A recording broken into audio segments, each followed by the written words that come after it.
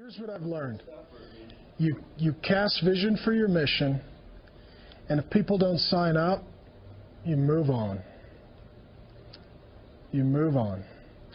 There are people that are going to die in the wilderness, and there are people that are going to take the hill. That's just how it is. Too many guys waste too much time trying to move stiff-necked, stubborn, obstinate people. I am all about blessed subtraction. There is a pile of dead bodies behind the Mars Hill bus, and by God's grace, it'll be a mountain by the time we're done. You either get on the bus or you get run over by the bus. Those are the options. But the bus ain't going to stop. And I'm just a guy who is like, look, we love you, but this is what we're doing. There's a few kind of people. There's people who get in the way of the bus. They got to get run over. There are people who want to take turns driving the bus. They got to get thrown off because they want to go somewhere else. There are people who will be on the bus, leaders and helpers and servants. They're awesome. There's also just sometimes nice people who sit on the bus and shut up. They're not helping or hurting. Just let them ride along. Perry Noble says, a leader should never allow doubters to dictate the direction of their ministry. When God speaks, our obsession must be complete obedience.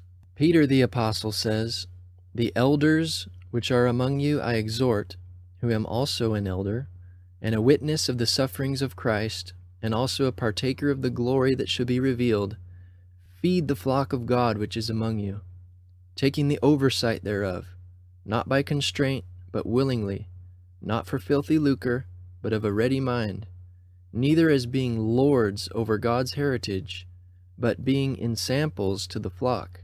Paul also said, not for that we have dominion over your faith, but are helpers of your joy, for by faith ye stand. The church growth model of leadership is unbiblical and worldly. Jesus himself said, you know that they which are accounted to rule over the Gentiles exercise lordship over them, and their great ones exercise authority upon them. But so shall it not be among you.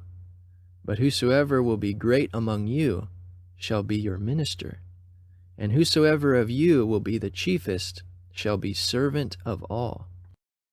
Church leaders are to take their cue from Jesus as a servant. Often, these megachurches have membership covenants with clauses that contractually obligate you to leave if you disagree. These membership covenants can also be used as legal documents to protect the pastor and leadership. For example, a confidentiality agreement must be signed by employees and anyone who wishes to quote-unquote volunteer at Stephen Furtick's Elevation Church in Charlotte, North Carolina. This document legally binds the volunteer to a non-disclosure agreement of confidential information, such as the church's research, technical data, and financial information. The volunteer acknowledges that any breach of the covenant on their part will entitle the church to pursue any and all legal remedies against them. In an article called One Way to Increase the Commitment Level of Your Members, Warren says, when your congregation adopts a membership covenant, at least you're choosing the kind of people that stay. Warren then provides Saddleback's membership covenant as an example. This idea of a church membership covenant goes against the teaching of Christ on forbidding oaths. The type of people that are not welcome in these churches are those who would challenge the leadership with the Word of God, or resist any kind of changes for church growth.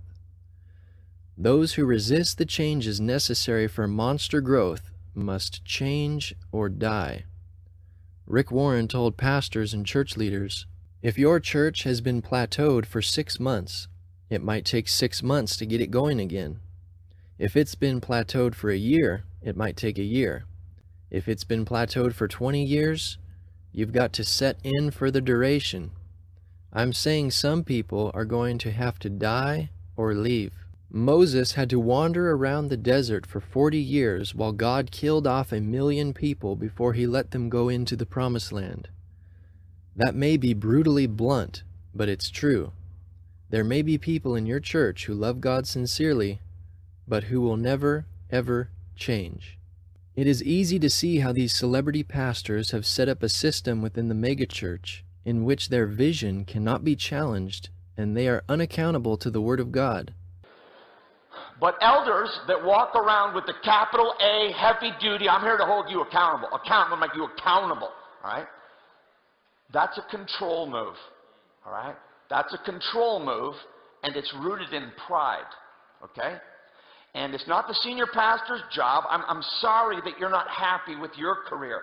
But it's not my job to make you feel significant by folding my full-time ministry under your 10-hour-a-week volunteer opportunity.